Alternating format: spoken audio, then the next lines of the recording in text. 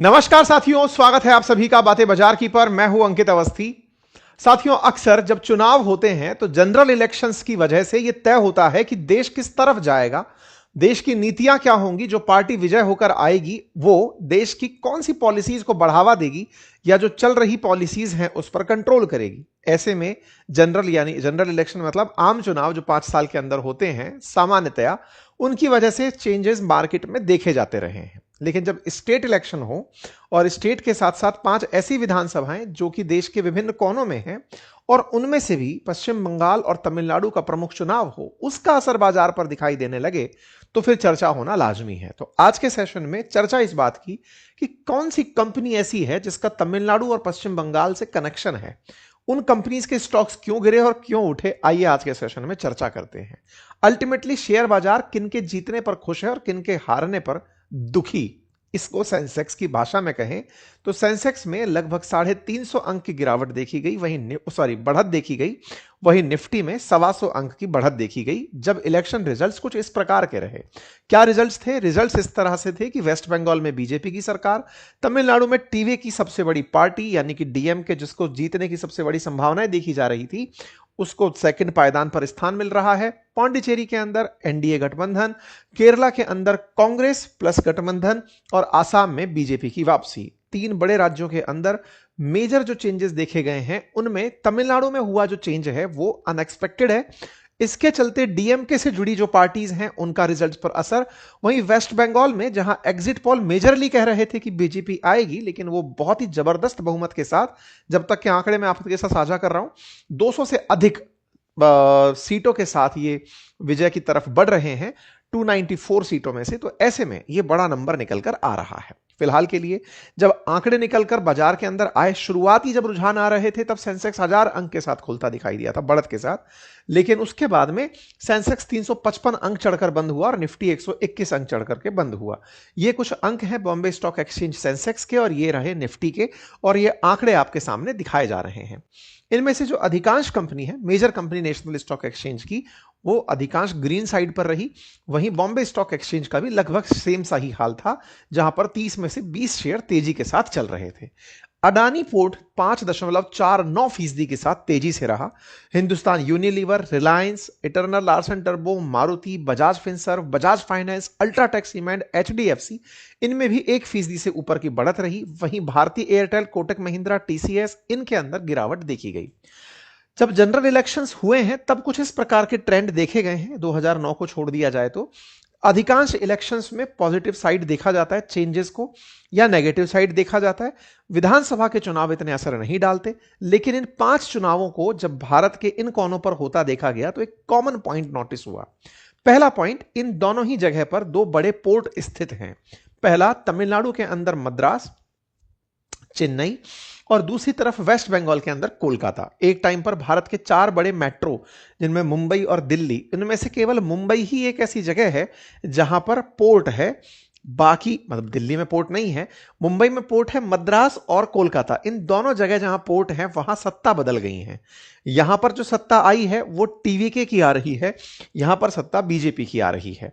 ऐसे में स्टॉक्स में अडानी पोर्ट का बढ़ना रिलेटेबल दिखता है। तो आइए कुछ रिलेट करते हैं कि रिजल्ट्स का असर किस तरह से पार्टीज पर शामिल, मतलब कंपनियों पर शामिल होता दिख रहा है। देखते हैं। सबसे पहले इंफ्रास्ट्रक्चर और लॉजिस्टिक्स में अडानी पोर्ट का जो तेजपुर डीप सी प्रोजेक्ट है वो अब उम्मीद है कि तेज गति से चल पाएगा।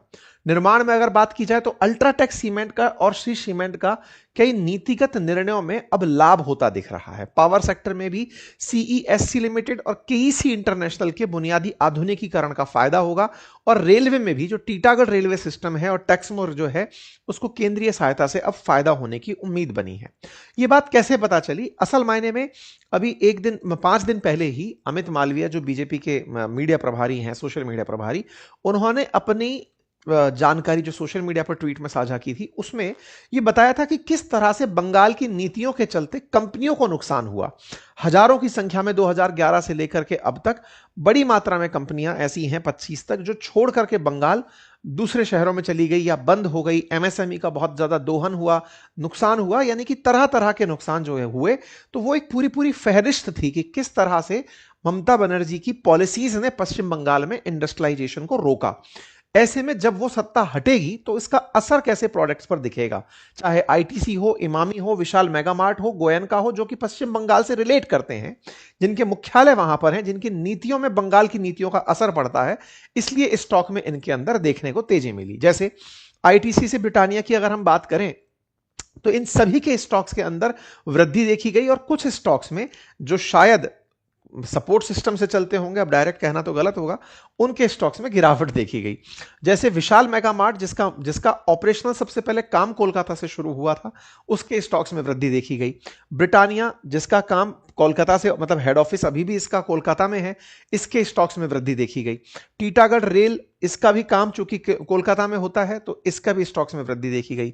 सैनको गोल्ड, इसका भी काम कोलकाता से रिलेटेड है, इसके अंदर भी वृद्धि देखी गई। इमामी, जिसका मुख्यालय भी यहीं पर है, इसके अंदर भी काम के अंदर वृद्धि देखी गई, स्टॉक्स के अंदर वृद्धि देखी गई। ऐसे ही गणेश कंज्यूमर्स, जो आटा बनाते हैं, मतलब आटा पैकेजिंग, बेसन पैकेजिंग में काम करते हैं, उनके स्टॉक्स में भी वृद्धि देखी गई। सेम यही हाल श्री सीमेंट के साथ था। श्री सीमेंट, जो कि कोलकाता में ऑपरेट, मतलब हेडक्वार्टर रखती है, ऑपरेट राजस्थान से करती है, उसके स्टॉक्स में भी वृद्धि देखी गई। टाटा कंज्यूमर, इसके अंदर भी वृद्धि देखी गई। वहीं गिरावट की अगर बात की जाए तो गिरावट के अंदर कंपनीज में वो कंपनीज जैसे आईटीसी लिमिटेड, क्योंकि टोबैको का मामला है, एवर रेडी इंडस्ट्रीज, इसके स्टॉक्स में गिरावट देखी गई। ग्रीन प्लाई इंडस्ट्रीज, इसके स्टॉक्स में गिरावट देखी गई। यही हाल अगर हम तमिलनाडु तक लेकर चलें तो विजय की सरकार, पहले तक ये सोचा जा रहा था कि डीएमके वापस सरकार बनाएगी, लेकिन एक्टर विजय वहां पर अब सरकार बनाते हुए दिख रहे हैं। ऐसे में डीएमके से जुड़ी हुई एक मीडिया कंपनी है जिसका नाम है सन टीवी, उस सन टीवी के स्टॉक्स औंधे मुंह गिरना शुरू हो गए। जैसे ही 620 से ओपन हुआ स्टॉक बहुत ही ज्यादा नीचे जाकर के गिरा, 580 से नीचे चल रहा था। यानी कि इसके अंदर, क्योंकि सन टीवी को जो ऑपरेट करते हैं वो जो एम करुणानिधि हैं, उनके पड़पोते हैं कलानिधि मारन, उनके द्वारा इसको ऑपरेट किया जाता है। तो ऐसे में जो सरकारी विज्ञापन सन टीवी को मिलते थे, अगर टीवी के सत्ता में आती है तो उसे वो मिलने बंद हो जाएंगे। तो ये लोकल टीवी है और इसके स्टॉक्स में गिरावट देखी जा सकती है और अभी चल ही रही है। ऐसे में सत्ता परिवर्तन की बयार सीधे सीधे राज्यों से भी प्रभावित होकर बाजार तक जाती है, ये देखने में आपके लिए भी काफी चौंकाने वाला हो सकता है। तो उम्मीद है कि आपको इन चीजों का असर समझ में आ रहा हो। अब सवाल यह है, अब क्या होगा आगे? देखो, अगले 10 महीने तक अब चुनाव नहीं है। ऐसे में अब नेशनल और इंटरनेशनल मुद्दे बड़े मुद्दे बनेंगे। फिर से बाजार को सांस लेने का मौका मिलेगा कि चलो नेशनल मुद्दों की तरफ फोकस करते हैं, एनर्जी के ऊपर फोकस करते हैं, ट्रेड डाइवर्सिफिकेशन पर, तो उनका असर आपको बाजार में देखने को मिलेगा। क्योंकि जहां कोलकाता के अंदर कंपनीज बंद हुई थी, वहां अब कंपनीज खुलना शुरू होंगी, तो एक पॉजिटिव सेगमेंट देखने को मिलेगा। क्योंकि एक नंबर कहा जाता है कि पिछले 15 साल में कोलकाता में 6,688 कंपनीज वहां से निकल करके दूसरी जगह पर चली गई थी। बहुत ही बड़ी मात्रा में अगर बात करें तो जो बंगाल का जो जीडीपी में कंट्रीब्यूशन है, वो लगातार देश की जीडीपी में कंट्रीब्यूशन घट रहा था। दैट मींस यहां से ज्यादा प्रोडक्शन नहीं हो रहा था। अगर एवरेज बात की जाए सभी सेक्टर्स की, तो वो लगातार गिरता जा रहा था कंट्रीब्यूशन।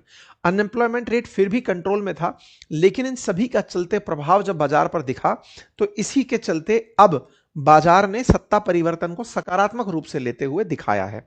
लेकिन अब एक चर्चा और है कि इलेक्शन हो गए तो कहीं ऐसा तो नहीं कि सरकार फ्यूल प्राइसेस इंक्रीज कर दे। पहले फ्यूल प्राइसेस कंट्रोल में इसलिए किए हुए थे कि चलो सत्ता चल रही, अब तो चुनाव है। हालांकि इस तरह की खबर चलना भी शुरू हुई थी, लेकिन फिर बाद में इसको लेकर एक क्लैरिटी आई कि नहीं, अभी कोई सरकार जो है वो पेट्रोल डीजल की कीमतें बढ़ाने का नहीं सोच रही है। खैर, अगर ऐसा होता है तो बाजार पर उसका भी असर दिखाई देगा। फिलहाल के लिए जानकारी इतनी ही। बाकी यदि आप ऐसी जानकारी और चाहते हैं कि आपको ये जानकारी मिलती रहे कि कौन सी कंपनी किससे रिलेट करती है या कौन से स्टेट से किसका असर पड़ता है, तो इस पर एक प्रॉपर रिसर्च मिलती रहती है। उसके लिए आप डीमैट अकाउंट अगर एंजल वन के साथ खोलकर रखे हुए हैं तो उनका एक 7 दिन का फ्री ट्रायल ऑफर चल रहा है, आप उसका यूज कर सकते हैं, जिसमें आपको वो अपनी रिसर्च एनालिसिस शेयर करते हैं कि कौन सी कंपनी को फायदा होगा इन रिजल्ट्स के साथ, या फिर किस तरह की चीजें चल रही हैं, उनका रिजल्ट आप देख सकते हैं। अगर डीमैट अकाउंट नहीं है आपके पास तो लिंक मैंने कमेंट बॉक्स में और डिस्क्रिप्शन में दिया है, आप वहां से अपना अकाउंट ओपन कर सकते हैं। Thank you so much.